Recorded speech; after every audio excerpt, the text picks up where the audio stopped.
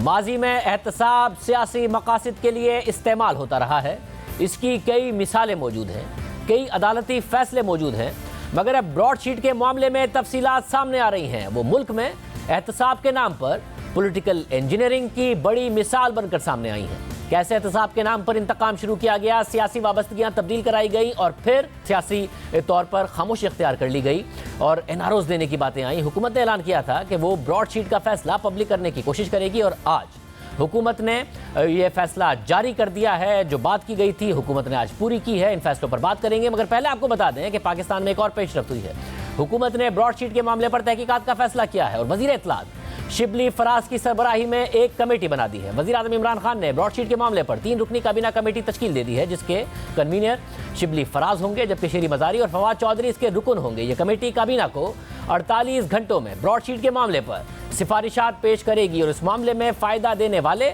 और फ़ायदा उठाने वाले तमाम लोगों के खिलाफ कार्रवाई होगी।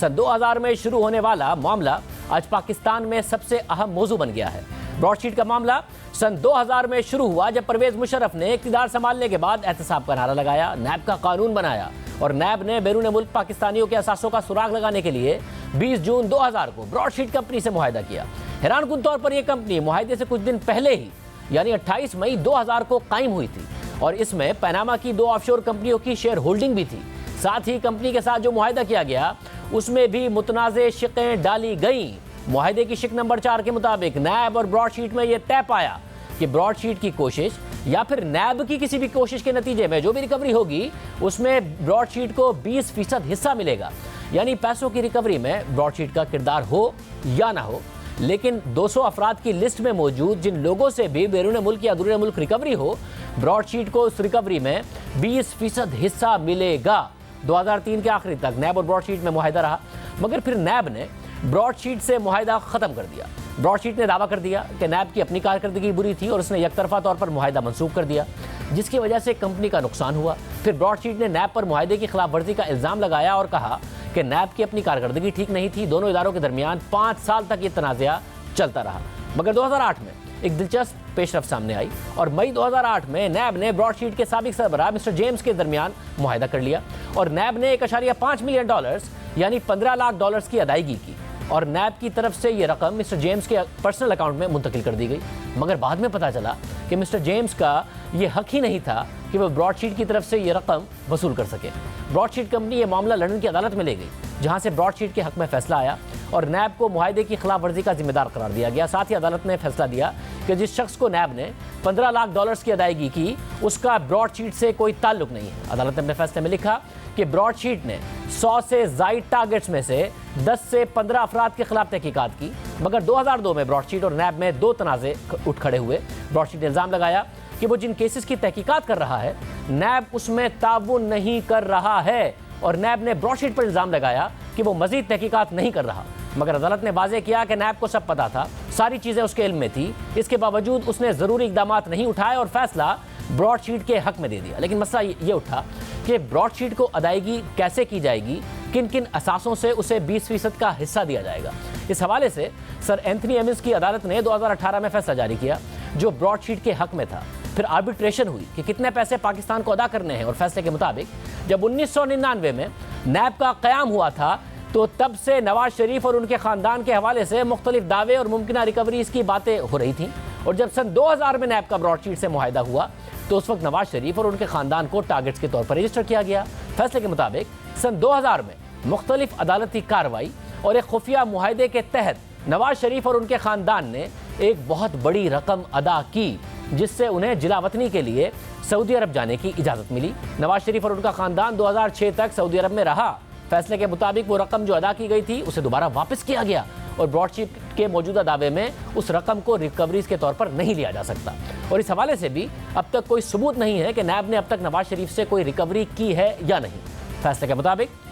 मगर 2018 में पाकिस्तान की सुप्रीम कोर्ट में एक कार्रवाई हुई जिसमें JIT की रिपोर्ट भी पेश की गई थी, जिसमें नवाज शरीफ के ज़ाती और ख़ानदानी असासों की मालियत और अंदरून मुल्क और बैरून मुल्क $820 मिलियन लगाई गई थी। ये मालियत जबकि बर्तानिया में मौजूद एवनफील्ड अपार्टमेंट्स का जिक्र भी किया गया, जिसकी मालियत $13 मिलियन लगाई गई और इस जायदाद को जब्त करने के अहकामात आए। फैसले के मुताबिक जैसे कि कहा गया कि GIT की लिस्ट के मुताबिक शरीफ खानदान के असासों की मालियत $820 मिलियन है और ब्रॉडशीट के मुताबिक नैब की तरफ से जो मजबूरी मुमकिन रिकवरीज हो सकती हैं उसमें से ब्रॉडशीट के 20% हिस्से को कैलकुलेट किया जाए। फैसले के मुताबिक ब्रॉडशीट के इस नुक्ता नज़र से अदालत इत्तफाक नहीं करती, क्योंकि ये अमली तौर पर नामुमकिन है कि लिस्ट में मौजूद 76 जायदादों की कीमत का अंदाज़ा लगाया जाए और जब ये जायदादें पाकिस्तान को मुंतकिल होंगी उस वक्त उनकी कीमत क्या होगी। फैसले के मुताबिक पाकिस्तान में बनी GIT के मुताबिक उस वक्त पाकिस्तान में शरीफ खानदान के जायदादों की मालियत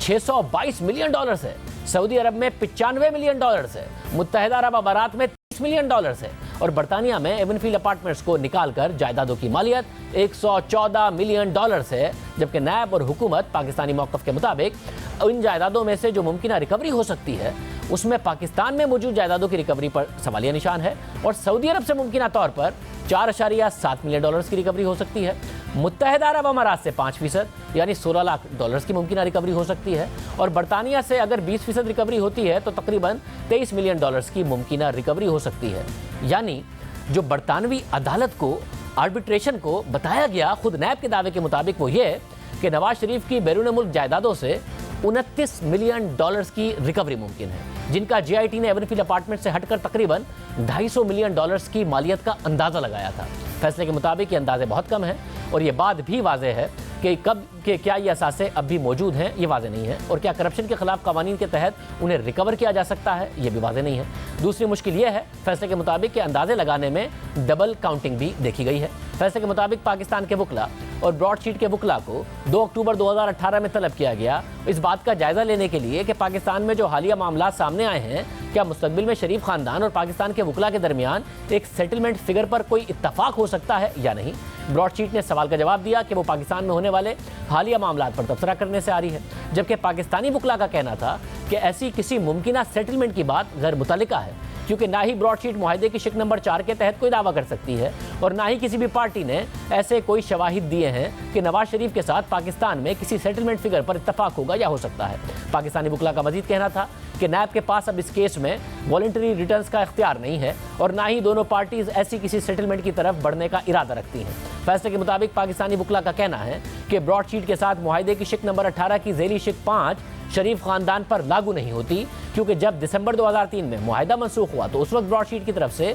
ऐसी कोई कोशिश ही नहीं चल रही थी कि वो शरीफ खानदान से असासे रिकवर करें। फैसले के मुताबिक पाकिस्तानी वकला का मजीद कहना है कि मुआहदे की शिक नंबर 18 की ज़ेली शिक नंबर 15 में जहां ये बात लिखी है कि मुआहदे की मनसूखी के नोटिस के बाद भी ब्रॉडशीट को अपना काम जारी रखने की इजाज़त होगी, मगर वो सिर्फ उन टारगेट्स के लिए महदूद है जिनके हवाले से ब्रॉडशीट मुआहदे की मनसूखी के वक्त कोशिश कर रहा हो। फैसले के मुताबिक पाकिस्तानी वकला की इस बात को रद्द किया जाता है, लेकिन जहां तक पाकिस्तान का ये मौक़िफ़ है कि शरीफ खानदान और उसके दरमियान कोई सेटलमेंट नहीं होगी, अदालत इस बात पर कोई फाइंडिंग नहीं देती कि इस हवाले से कोई सेटलमेंट होगी या नहीं। लेकिन ब्रॉडशीट जिस रकम की हकदार है वो उतनी ही बनती है जो एक माकूल सेटलमेंट फिगर की बन सकती है। फैसले के मुताबिक तमाम सबूतों को मद्देनजर रखते हुए ये अदालत इस नतीजे पर पहुंची है कि जो मुमकिन रिकवरी शरीफ खानदान से हो सकती है मुस्तकबिल को देखते हुए वो $100 मिलियन है। रिकवरी में मुमकिन इल्तवा के मद्देनजर रखते हुए इसमें से 5% की कटौती की जाती है और मजमूई रकम मुमकिन रिकवरी $95 मिलियन बनती है, जिसमें से ब्रॉडशीट का 20% हिस्सा यानी $19 मिलियन बनता है। पाकिस्तानी वकला का यह कहना है कि शरीफ खानदान के वो असासे जो पाकिस्तान में मौजूद हैं उन्हें ब्रॉडशीट के नुकसान के अदाद शुमार से हटा दिया जाए। अदालत इस दरख्वास्त को मुस्तरद करती है।